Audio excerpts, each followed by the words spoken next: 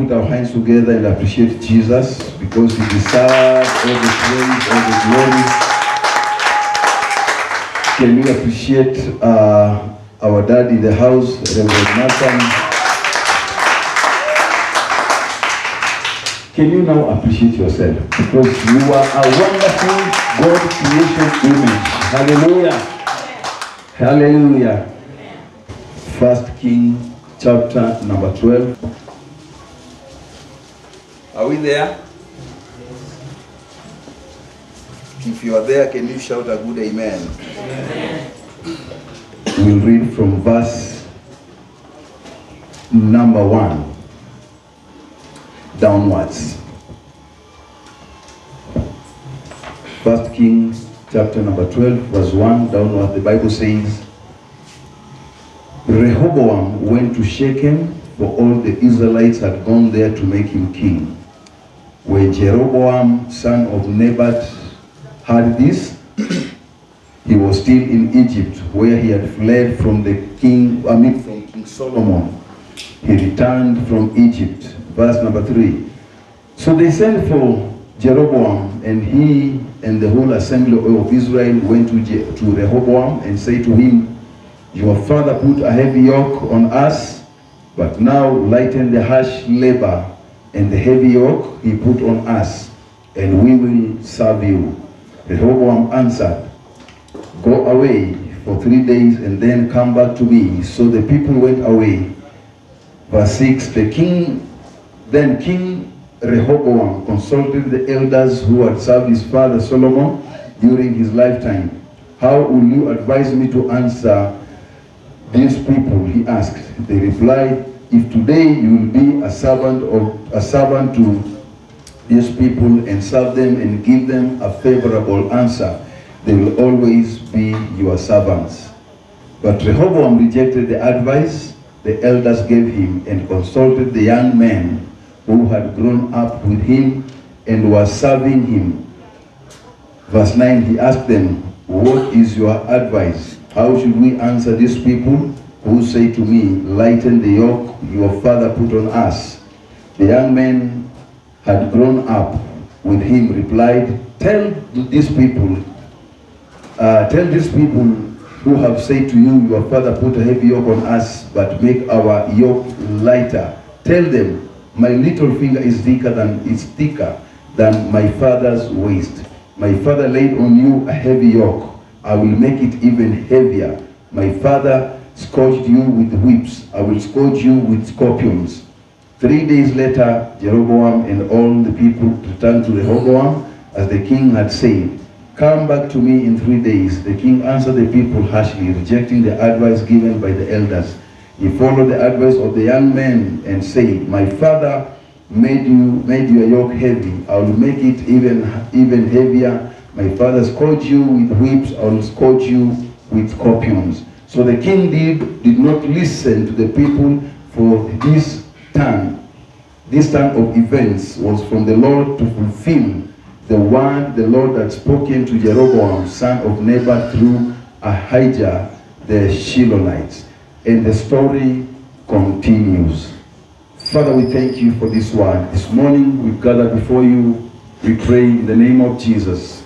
Lord, may you speak to all of us, dear Lord. We are thirsty and eager to hear from you, King of Glory. We surrender our lives unto you, and we open our hearts that you may speak to us, King of Glory. May this word, Father, rebuke us. May this word correct us. May this word answer our prayers.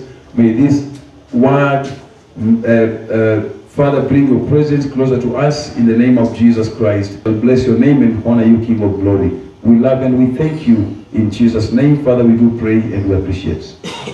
Amen. Amen.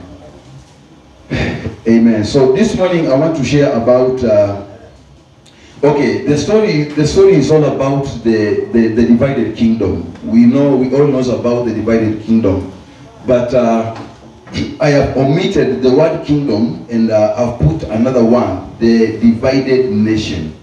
Hallelujah. The divided nation. And I want us to look the kind of things that normally happens for a nation to be divided. And these things, they do happen even in our nation today.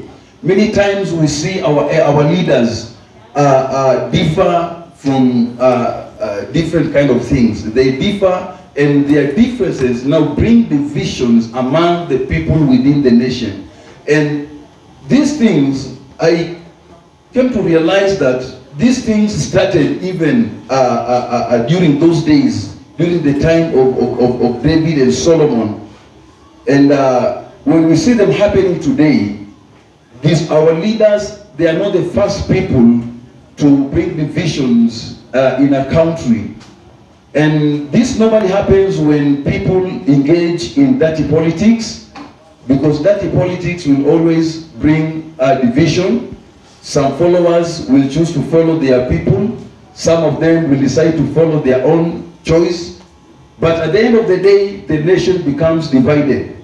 And so many things normally happens before the division comes. Because some of us will say, I like the politics of so and so. Others will say, no, I look at so and so and I think he's the right person. Now, once we begin to choose different people within a nation, a division comes. When division comes, now differences also takes place. Now, when differences takes place, we begin to hate each other. The hatred will also come. When the hatred comes, we begin now to fight each other. Praise the Lord. Now, in this story, the story that we just read, we see during the time of King Solomon, there are some things that Solomon did that began to affect the people of Israelites, of Israelites during the time of King Rehoboam. Remember, Rehoboam was the son of Solomon, who took over immediately after Solomon relinquished the power. When he relinquished the seat of leadership, his son took over and continued with the legacy that his father had left behind. And now the things that were happening during the time of King Rehoboam started to happen. Their roots began when Solomon was ruling the people of Israel. And I want us to look at this story, because this thing started when Solomon started to collect, excess tax from the people of Israel. He could collect extra tax beyond the allowed amount of money, and people thought that it was a burden to them because they could not afford to pay what they were being asked to pay as their tax. You know, when you're supposed to pay, like, assume you are being told to pay 10% of the money you are getting, then somebody comes and tells you to pay 30%. Then you will end up going against your budget or against your ability. So people began to hear, or they began to experience the burden they were carrying because of the tax they were being asked to pay. So the Bible says, during that time, there were 12 tribes in Israel. There were 12 tribes in Israel under the leadership of Solomon, and also under the leadership of King Rehoboam. Now, when the people of Israel began to feel the burden of the money they were paying, the Bible says they came together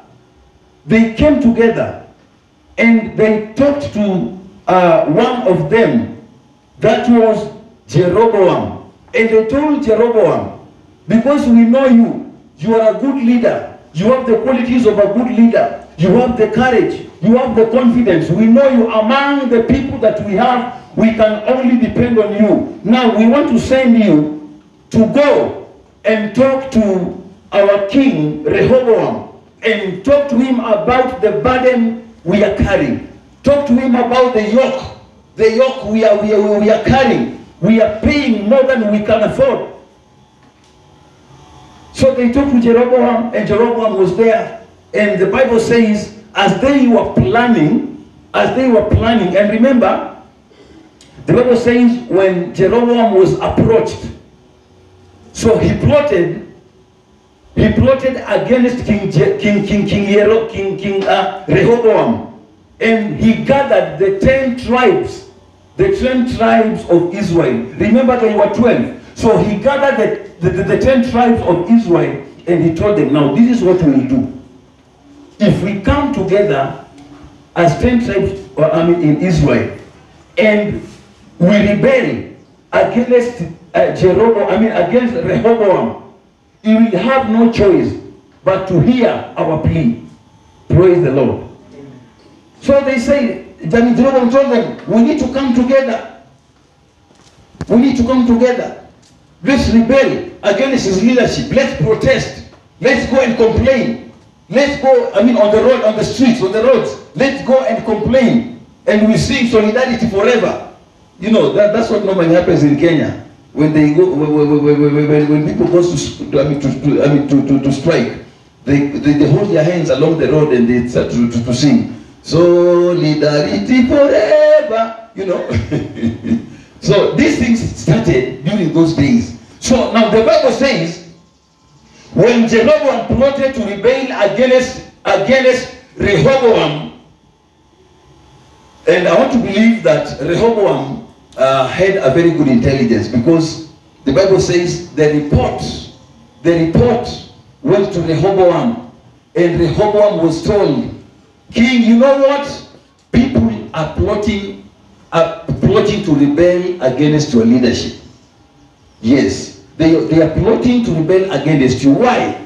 Because they feel they are carrying a lot of burden. They are carrying a lot of, and because now Jeroboam was to Egypt, akakimbia Misri, akaenda akajificha huko. So akajificha huko, akapata Farao akampatia makao. Now, the people in Israel continued to suffer in the hands of Rehoboam. The person who was there to help them had already fled. They didn't have anybody to turn to. They didn't have anybody to turn to. So what happened? The Bible says they gathered some few elders. And they sent these elders to King Rehoboam. Now, when they went to Rehoboam, wakaenda wakaelezea shida zao. And they said, you know what? According to our income, we are not able to pay the tax that we've been told to pay. We cannot afford to pay. So please, if you can ease that burden from us. If you can ease the burden from us, we'll be really, really grateful. And you know, a king is always a king. And he had to consult his cabinet. And as usual, the cabinet ni wale wazee, the elders of the church. The elders ambao wako pale. So they were brought together. And the king asked them, now, hawa wazee wamekuja kwangu. Wanasema namna hii. What do we do? What are your advice? So they told the king that indeed we feel this yoke is too heavy. I believe we can do something to help these people, because we can see what they are going through, and the amount they are paying, it's beyond their ability. And you know, king was there, and he was listening to the advice of the elders, but the Bible says that he refused to hear the elders, and then he called the young people, wale vijana wadogo. You know, there is a saying, Nigerians normally says that the things that elders can see, while seated. Young men cannot see while on top of a tree or on top of a tall building, because these are parables. So, and in Swahili we say that panapo na wazee hapaharibiki nini? Yes, because the advice of elders carries a lot of wisdom. Now, the people of Israel, they continue to suffer in the hands of Rehoboam because of the foundation that was laid during the time of Solomon, the father of Rehoboam. Now, when the burden became heavy and too much to carry, Jeroboam conspired. He conspired with 10 tribes from their own kingdom. And they said, now with these 10 tribes, we are going to form another kingdom called Northern Kingdom. Hallelujah. So they said, we're going to form our own kingdom, and we'll call it the Northern Kingdom. Let Rehoboam and his people remain in the Southern Kingdom. So, and that's what happened. But the Bible says when Rehoboam heard about all the plots and everything they were planning, and now Jeroboam feared for his life, the Bible says he fled to Egypt. He went to Egypt because he was fearing for his life. And they continued to suffer in the hands of Rehoboam until a time again they said, no, we will not continue to suffer in the hands of Rehoboam. Let's send for Jeroboam to come back. Let's send for him to come back and save us from the hand of this man. Because the elders had gone to the king. The king could not hear them. The king could not even listen to their plea. So the Bible says the elders sent for Jeroboam to come back. Hallelujah. And we've read the answers. The young men, the advice the young men gave the king. They told the king that these people are coming here.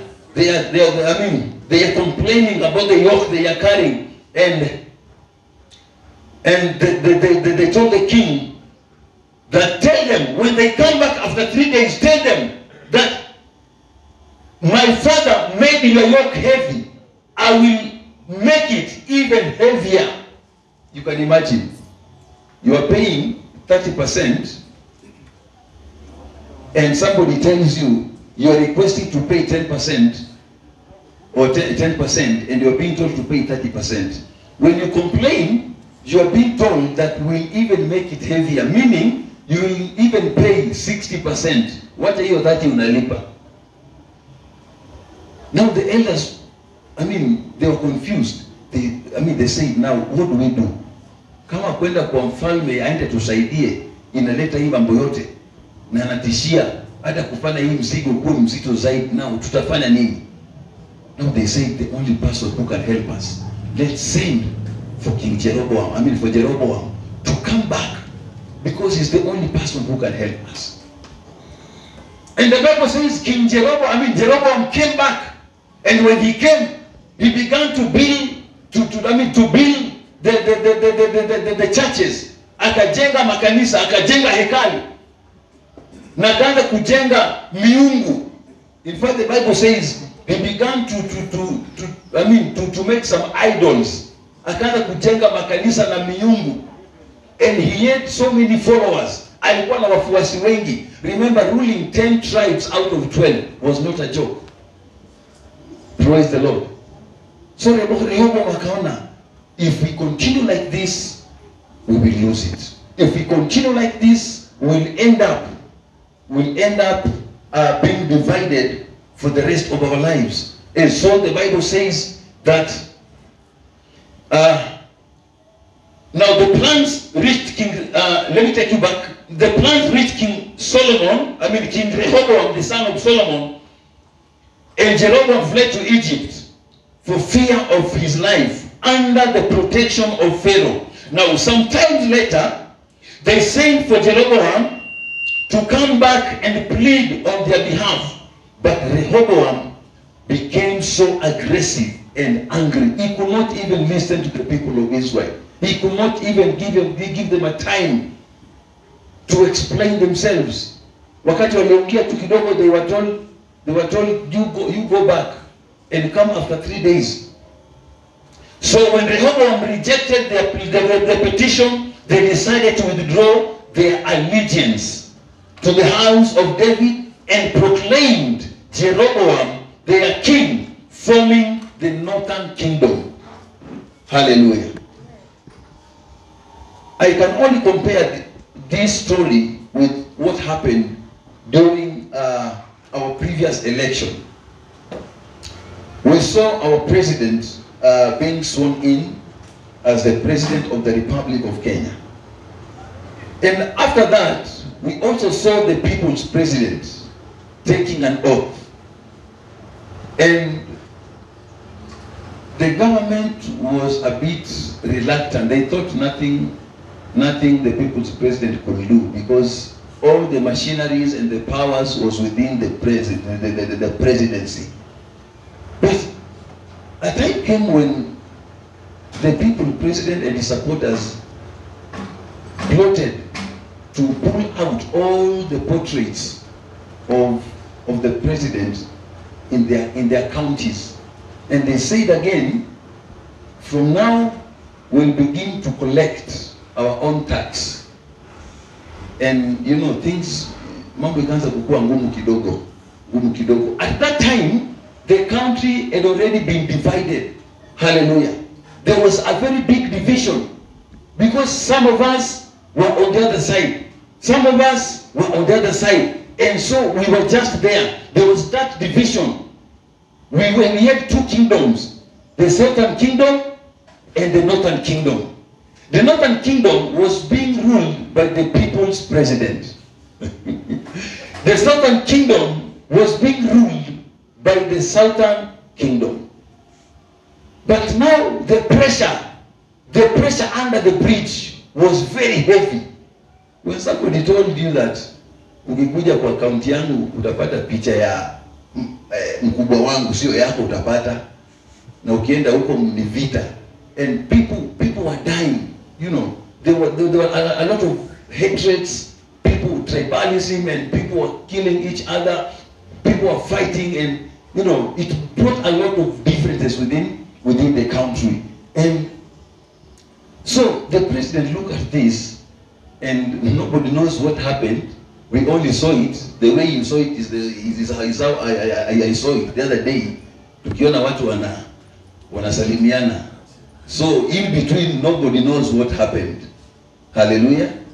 So it is unless we come together as a nation, it is unless we come together, we hold our hands and pray together, our nation will never prosper. It is unless we forget our differences. It is unless we put all our differences aside and say, for the sake of this country, we will come together and pray. We will come together and seek the face of God. The other day, I was watching the bill, the revenue allocation bill, when it was being passed on the television. And I could hear these MPs, they were saying that for the sake of this Kenya, I vote yes. For the sake of a united nation, I vote yes. And I said, wow. So, a time comes when even the politicians can put their differences aside, and they say, for the sake of our nation, they need to be united so that the nation can move on. Hallelujah. So, I want to ask all of us today, we don't come from the same regions. We don't share the same principles. But there is something that can unite us together, and that is the love of God. Because the love of God has got no boundaries. The love of God has got no tribe. The love of God will bring us together, no matter the party you are, no matter the country you are living, no matter how good you are, no matter how wicked you are. But when we have the love of God, then we'll be able to take this nation to another level. Praise the Lord. So we must stand against the division of our country. We must stand against the division of this nation and bring our people together. We as Christians, we have a big role to play. We as Christians, our major role is to preach the peace within the nation. Our role is to preach the gospel of Jesus within the nation. And this gospel will bring us together. When we come together, when we are united, we become more stronger and we overcome every challenge in our lives and in this nation. Hallelujah. Aonekana ni kama hafai, ni kama hatoshi. Bwana asifiwe sana. So Jeroboam rebuilt and fortified Shechem as the capital city of the northern kingdom. Now you can imagine, he created his own kingdom, the northern kingdom, and he pointed out and he said, this will be our capital city. Hapa ndipo mimi president nitakuwa nikikaa. Mkikusanya ile 10%, mnaleta wapi? Hapa. Mawaziri wote watakuwa hapa. You know, making a nation within a nation. You tell me. The other time they said Mombasa sio Kenya. GSP walitumwa huko ikarudi Kenya. Jule nasikia Mandera sio Kenya, jeshi wakatumwa ikarudi Kenya. So, but the point is, what makes these people feel they are not part of us? Why are they complaining? Why are they feeling they are not part of this country? Unafanya kitu kidogo tu kama distant, wanasema tulidhania ni kama sisi hatuko Kenya. And sijawahi experience, but nilisikia tu. Saa zingine eti ungeenda pande ya huko Wajia, Wandera, wanakwambia na ukifika Kenya wasalimie sana. Kwa sababu hawaamini. There is no resources. There is no infrastructure.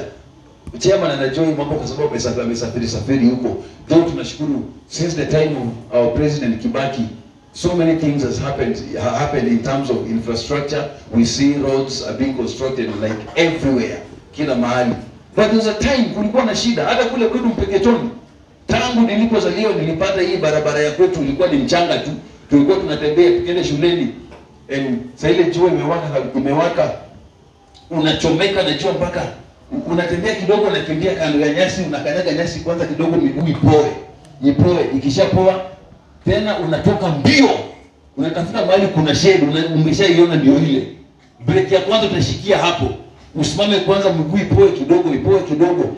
Lakini siku hizi tumebarikiwa. Barabara zimejengwa and we are able to move everywhere. And we really thank God for that. So there was a problem at that time. There was a problem. There were differences. People were confused. People were hating each other. Hakukuwa na yale maelewano. Now,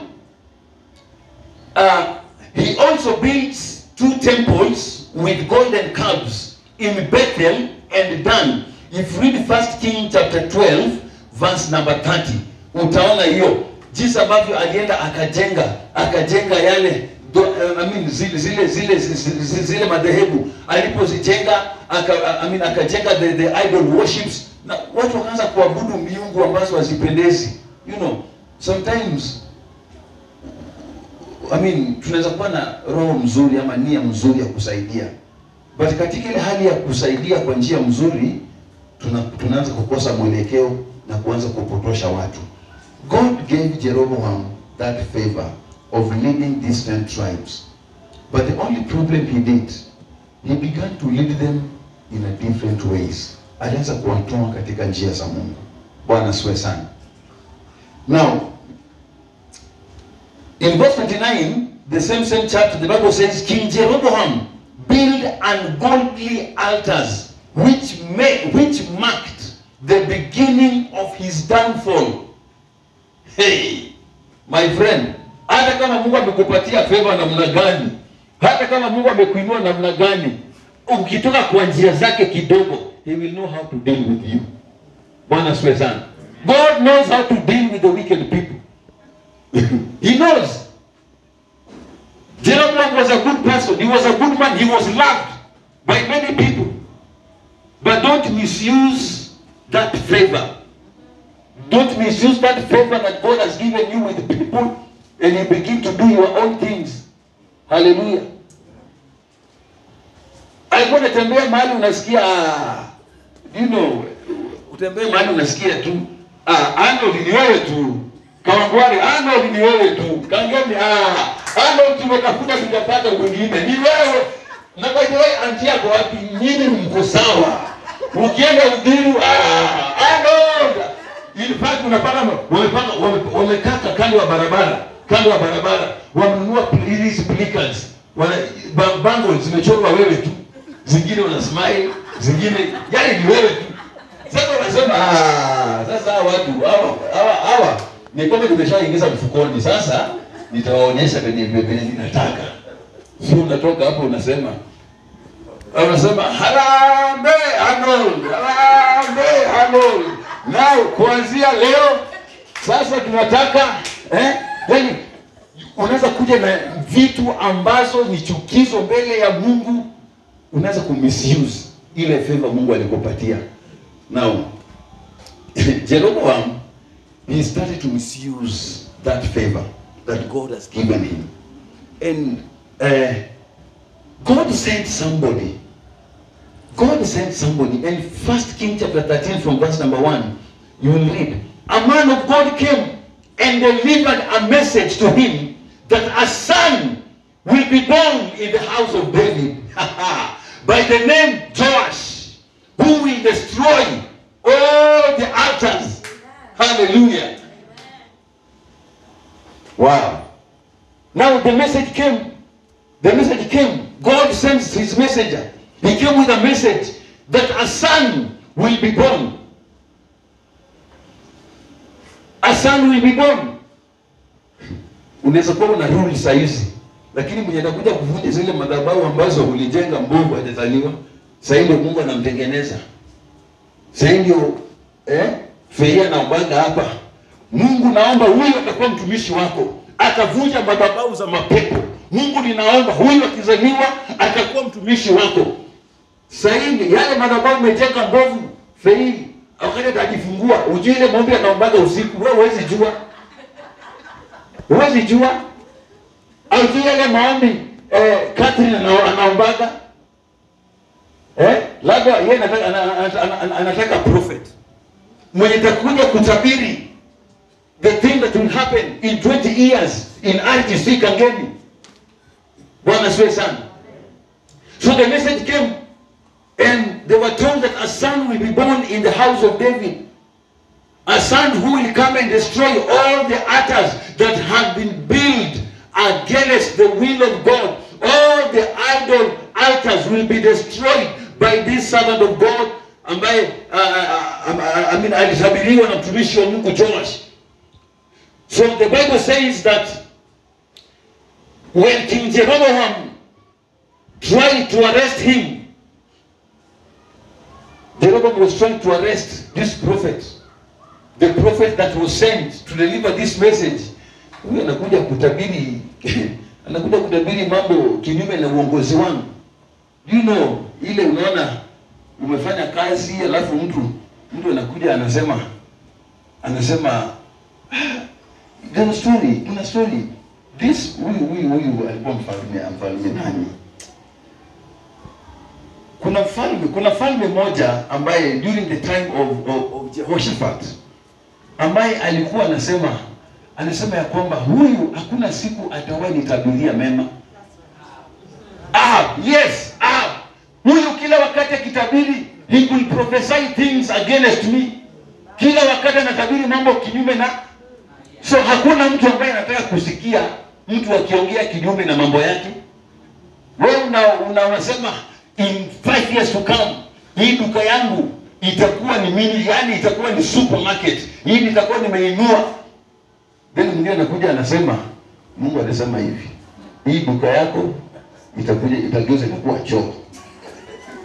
Sasa wewe unajitabiria kuwa na supermarket, mwingine anakuja anasema hii duka yako itakuwa choo.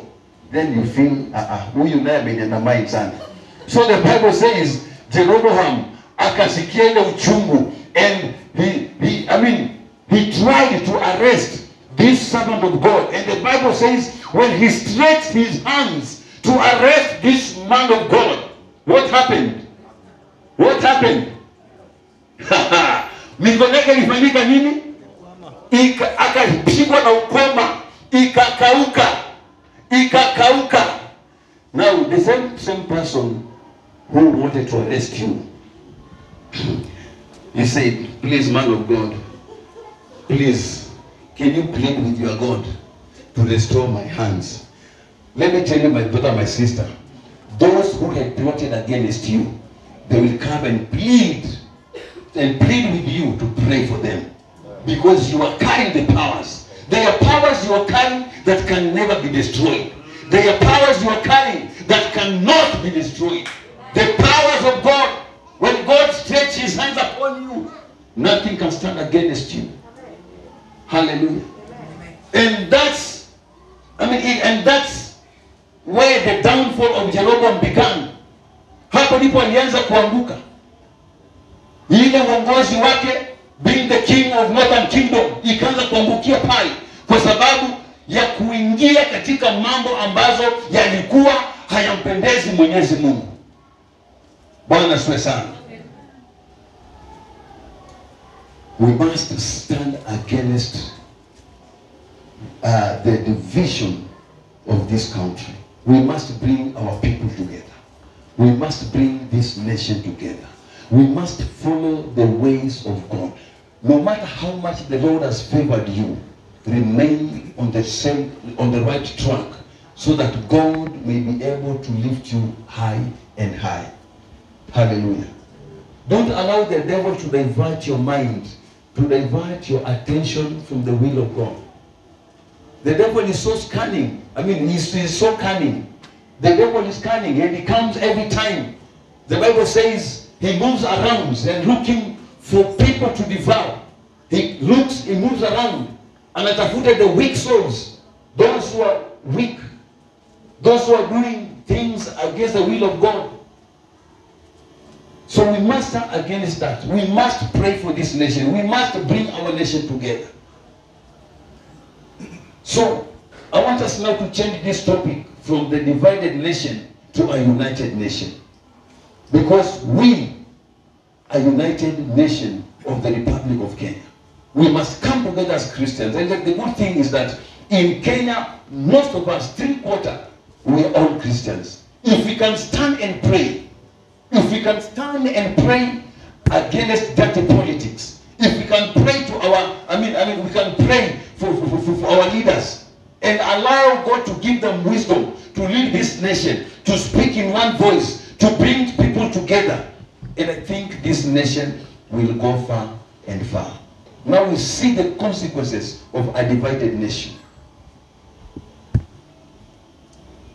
You become like a ceremonial president in your own country.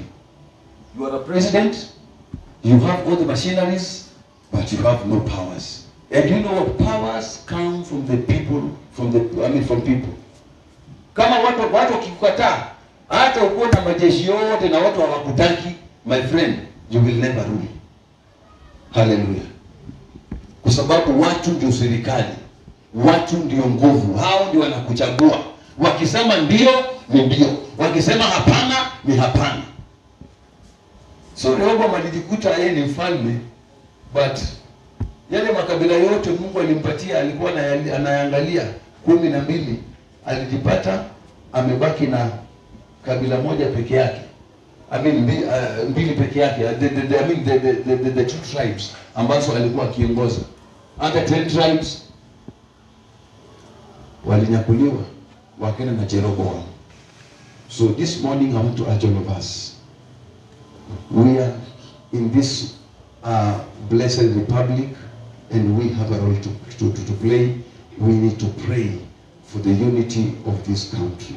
I was reading this story and I was going through, and then I was like, kumbe hizi vitu zilianza kitambo, yani zilianza tu kitambo. Hata tukiona zinafanyika saa hizi, ni vitu ambazo zilianza kufanyika tangu nyakati za kina Solomon. Ukiangalia hata Solomon, ile mambo ambayo hayakuambatana na neno la Mungu. So these things they started long time ago. And now it is our opportunity to stand against those altars and pray and break them and tell God that, God, this is a nation that fears you. This is a nation that will keep on praying. This is a nation that will continue to pray for the unity of this nation. And God is faithful. He will hear our prayers and He will unite us. He will bring us together as a nation, and we will continue to experience His love and His favor in the name of Jesus. Hallelujah. So we have a role to play. Wakati watu wanasema eti mimi ni wa huku, wewe usiseme mimi ni wa huku. Wewe sema wewe ni wa huku. Wewe simama katikati. I like what Kalonzo said, hata kama watu walitukulia vibaya. Yeye alisema yeye anapitia katikati. Wakati wao wanasema ni wa huku, hawa ni wa huku. Yeye alisema yeye anapitia wapi? Katikati. Na akakatalia hapo. So sisi tusimame katikati. Tuseme sisi ni wa Jehova. Hawa wakienda na wakienda na hawa, sisi tunasimama hapa na tuambie Mungu, sisi tunakutazamia na tunakuangalia. Bwana asifiwe sana. We will not allow this nation to be divided because of politics. We will not allow our nation to be divided because of our personal interest, our personal gain. Wewe unataka tu kichaguliwa namna hii, kitu ya kwanza, politicians ni wazuri ndio, lakini wewe ngoja, si tuko hapa, watakuja hapa, tusisikie barabara hii tunaweka lami kuanzia Akiba, tuweke lami ishikane na hiyo Dallas iende, tukuje useme ai, for the sake of hii matope tunaganiraga hapa, wacha tuchague huyu. Yaani unamchagua siti, unampenda, lakini unapenda ile agenda yake ile. Lakini ukishamchagua namna hii, kitu ya kwanza anaanza kufikiria, naweza pata kaploti lapi nitapoza nijenge kanyumba kwanza. So hapa mtamuona 1 year to another election. Serikali kutoa pesa, sijui, lakini this time tumeconfirm pesa hata ni kama imeshatolewa, tunangojea green light. So nichagueni tena nirudi tumalize hii mradi yenye niliwaahidi. Mtamchagua, mchague mwingine. Mimi tangu nikuja Kangemi ilikuwa 2004 mpaka leo hii inakuwa hivi tu, na tumechagua wengi na inakuwa hivyo tu. So politicians, they are very smart. They are very smart. But we as Christians, what do? Then we need to pray for God to give them wisdom. The wisdom of God. Mungu akikupatia hekima, utafanya mambo mengi ambayo